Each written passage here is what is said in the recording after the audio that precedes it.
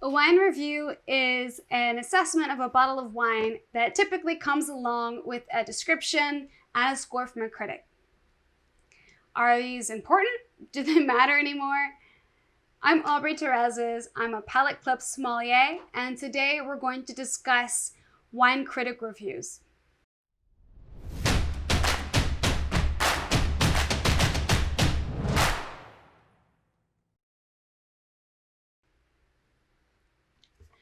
Wine critic reviews can be really helpful to sort of navigate through the hundreds of bottles of wine to know whether you're going to like something or not, or to know if something's quality or not. Wine experts taste thousands of wine in a year, and most of us just do not have that time. Wine experts might include James Suckling, Robert Parker, decanter, wine and spirits wine enthusiast. There are very many respected publications that you can follow along to get an idea of whether a wine is quality before you drink it. I do not suggest following medals, as it's very hard to determine whether these competitions are prestigious or not unless they're backed by one of these top publications.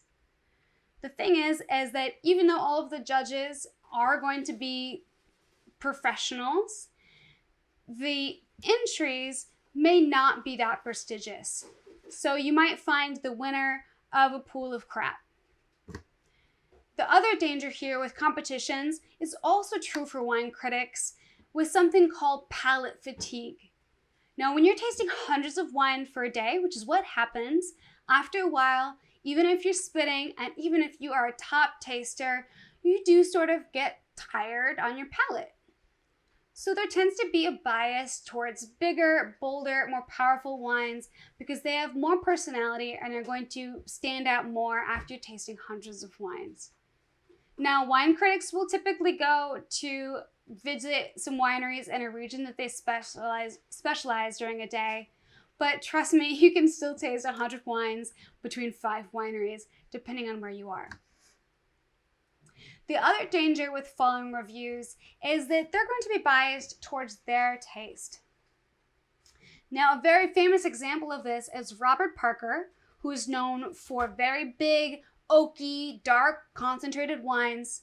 And he became so influential that he changed the entire world of winemaking for over a decade as winemakers started to try to chase these scores by making bigger, more powerful wines.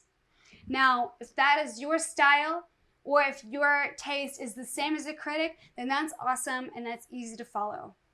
But it's hard to know without doing some research. And if that's not your style, then you might be really disappointed when you buy a 97-point wine from a certain wine critic, and for you, it's just a 65.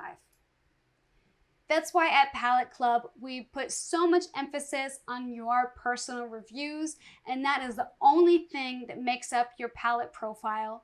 So that way you can still find new wines and have the fun of exploring the wine world without risking buying some random 95-point wine that just disappoints. I hope you found this interesting. Please subscribe below, and I'll see you soon. Cheers.